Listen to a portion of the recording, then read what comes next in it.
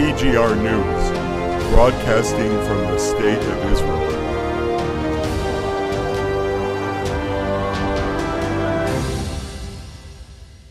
Welcome back to TGR News. Hello, hello.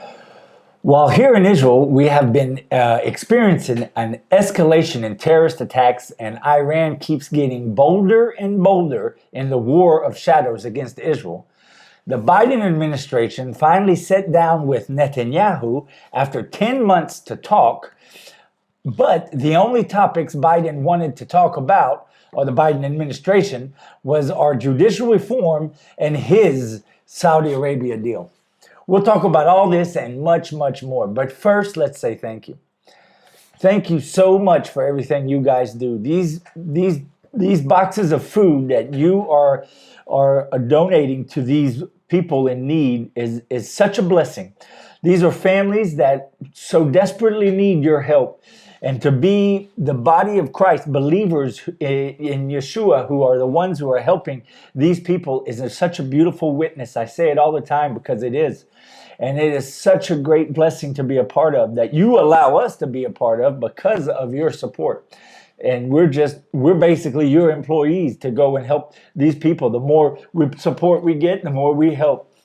So it's just an amazing thing that we're doing here. If you haven't been a part of this and you want to donate to this ministry, all you have to do is go to the links below all of our videos, or you can go to the goldenreport.com and go to the support us page there and choose whatever way is best for you.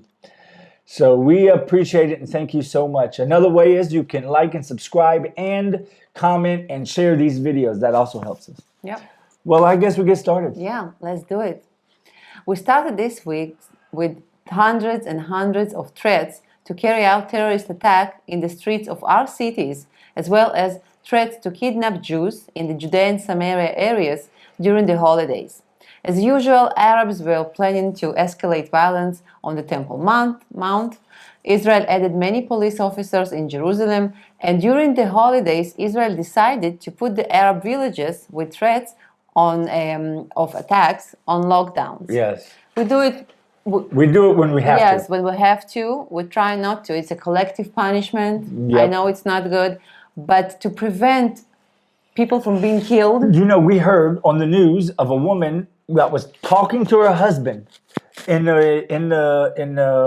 being chased by Arabs, thinking they were trying to shoot her or something, right? But she was able to get away. We heard of that before we heard about the threats that Arabs were trying to kidnap Israelis. And that's what that was, probably. Yeah. They were chasing her to try to kidnap her. Yeah, it was wow, I saw the video. She was hysterical. Yeah. She thought she's gonna die. It was poor so thing. horrible. Yeah. That's life here. Yeah. Well, the New Year's Eve of 5,784, not 2023, it's 5,784 here in Israel. Yeah. This past weekend was without any injuries from attacks, even though we had so many threats. We had one attack where a terrorist attempted to blow up Jews in Tel Aviv, but they were not able to hurt anyone, thank God. During the holiday, we had many attacks and explosions on the border between Gaza and Israel. Hamas is beginning to escalate the region, and the IDF took out some Hamas targets this past weekend. Yeah. It was a blessing, though, that in Israel, with all the threats, 5784. Yeah. And you know what? Wednesday, Thursday, we caught Arabs on a train, Israeli Arabs, by the way, with knives every day. We caught them planning on stabbing Jews. The IDF and the Israeli police were able to stop everything. Praise the Lord. Yes, thank God. Yeah, it's amazing. Well, also at the beginning of the week, the Minister of Defense made an official statement saying that it was the Israeli Navy that carried out the attack in Syria. If you remember the one from last week where it wasn't the Air Force, the Israeli Air Force that took them out. The only reason I can see why he would do this is to show the Israeli pilots that are not serving in protest of the judicial reform that we can do it without you. You know, because to come out and make an official statement, this was us, this was the Navy, there's no reason to do that. You know, when you make an attack on a military base in Syria, Just do it and move on with your life. Yeah. You don't do it and then next week come out and say, excuse me, that was me. You don't do that usually politically, right? Yeah, unless And strategically. Yeah. But that's so the only thing that makes sense is because of the pilots who have been protesting to show them, listen, we usually use you guys to do these things, Yeah. but we don't need you. Yeah. I agree.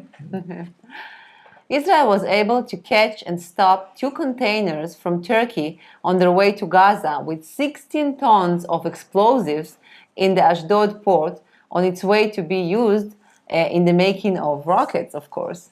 This is amazing to me how they use our own infrastructure against us. Hamas is trying to get ready and make a large amount of rockets after we have exploded most of their rocket stocks. Yes. It is amazing. And we let them. We just let them get recuperate, Yeah, I wonder how they ordered that.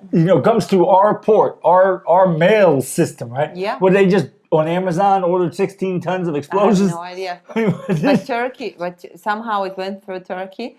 And you know what's really important? How many we didn't catch. Yes. That's the thing. Well, look how many rockets they fire. Well, they have rockets. They have explosions. Well, the rockets themselves is basically the agriculture water pipes that was there when we lived there, and so they just cut up the underground pipes that was used to irrigate farmland. They cut those pipes up. And those are the rockets, but the explosions they're always getting explosive materials in. Always. Yeah. The group from the International Atomic Energy Agency in Iran ran into some obstacles at the beginning of this week. 1/3 of the team was kicked out of the country. By the way, the third that is most educated and knows what they're talking about to search for it, see if Iran is not holding up their part of the bargain, which they're not, and they're making nuclear weapons. This was only a few days before the meeting between Netanyahu and Biden in New York at the UN.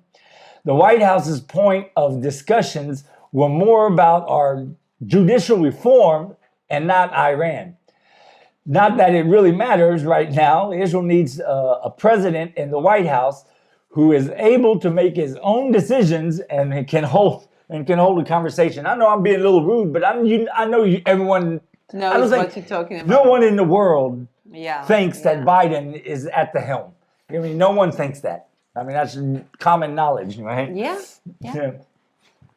Well, on Monday, Israel experienced 6 terrorist attacks. 5 of them were shooting and 1 was a stabbing. Thank God that on a day like that, with so much hate and so many attempts to kill Jewish lives, not one person was seriously hurt. Praise the Lord. This was after the Jewish New Year, and even though the Arabs threatened and wanted to try to disrupt our holiday, the IDF was able to keep our holiday fairly quiet. Yes.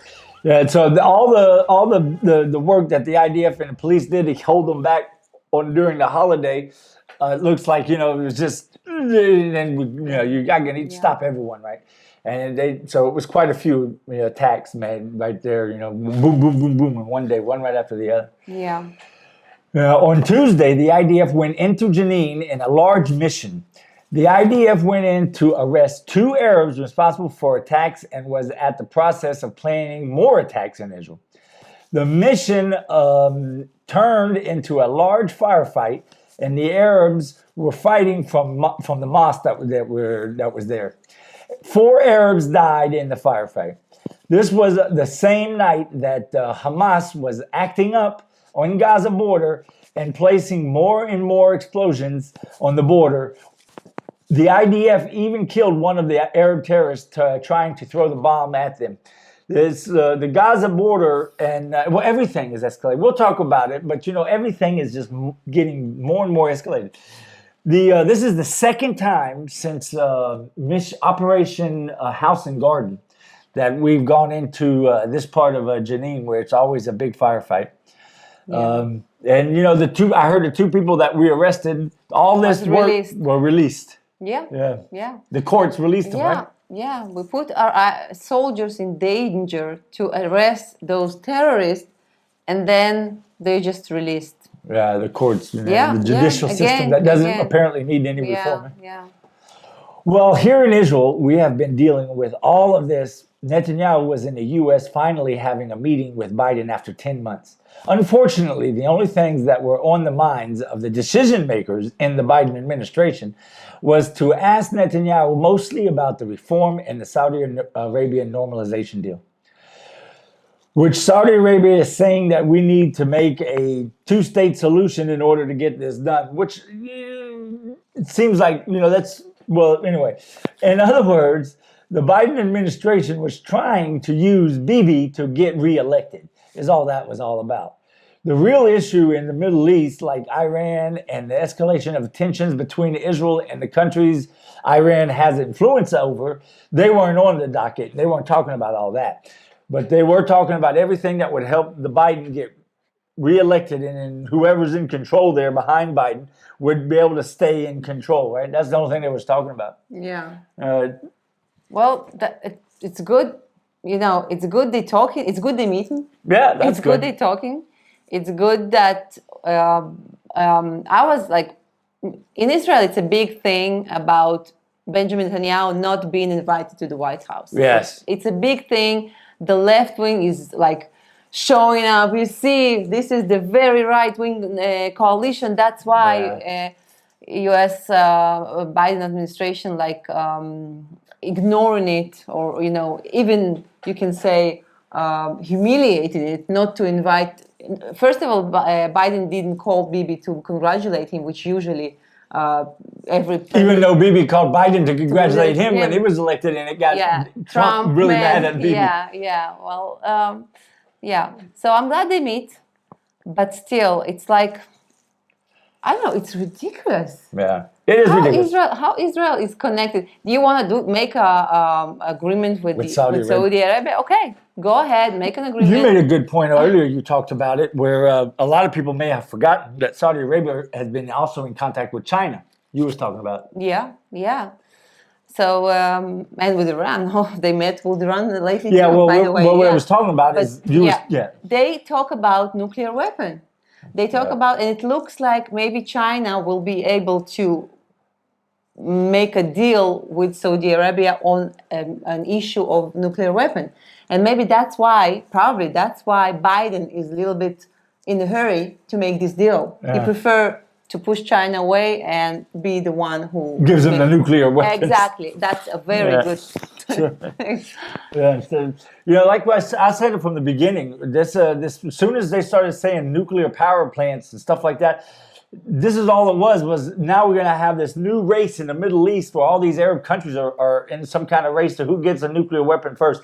The last thing anyone wants in the entire world is all these unstable, very evil-doing countries in the Middle East all having nuclear weapons. That don't make any sense. Yeah. But somehow this Biden administration keeps talking about it like it's normal and it's okay. You know what else is crazy? That the UN invited Iranian president, the butcher from Tehran, by the way. That's his nickname. Everyone knows that. Yeah. To make a speech, to be present in the General Assembly. So first of all, USA have sanctions on Iran about this thing. He butchered, I think it was close to 10 or 20,000. Now, nobody knows because it's hard to know, but between 8,000 and 30,000 his own people, Iranians. So he was sanctioned. Still, he got on American soil, which was ridiculous in my opinion. And also, he was making a speech in the UN, and the only one who was not hypocritical enough to stand out and just oppose him with the picture, he didn't say a thing. It was Israeli ambassador. UN representative. Yes. in the UN. Yeah. The only one who just showed a picture of Masha, who was the woman who was killed Yeah. because she didn't wear a hijab last year. Because you could see her hair. Yes. Oh my goodness. Yes. What a yes. reason to kill someone. And you know what happened to Gilad Ardan, Our representative, our picture? Israeli representative. They detained him. The UN detained him and escorted him out. Yeah. And that's just the UN. It's the end of UN. There's nothing left from the UN. I know, Oh, for sure. I know it's been gone a for a while. I know it's going for a while, but it's like we don't need other proofs. It's just, Yeah. On Thursday, the IDF two big moves in Syria. The first one is to take out two terrorists on a motorcycle, two terrorists in a motorcycle, in the middle of the day close to Damascus. Apparently, they were on their way to fire a rocket in the north to Israel. The second move was when the Syrian force tried to raise a post in the agreed no man's land on the sides of our borders. The IDF fired upon the post with a tank and destroyed their efforts. Gaza is also escalating daily, as we said. The tension is rising, looking like maybe we won't have a quiet Yom Kippur. Yeah. Every day, Gaza is getting worse and worse, and also all the terrorist activity in the country, and these moves on our border, like what you just talked about, Syria trying to, provoke us there, and in Lebanon, I don't know. I don't think probably anything will happen this Yom Kippur. I'm not talking about war like 1973, the Yom Kippur War. I don't think we're going to have Yom Kippur War II, the second, right? But it's just, but it's so many times in the Middle East we've seen it where the tension rises, and then it just fizzles away. So that also could happen, but it's definitely on the rise. Tension is on the rise. Everything is escalating. Everyone is getting itchier and itchier.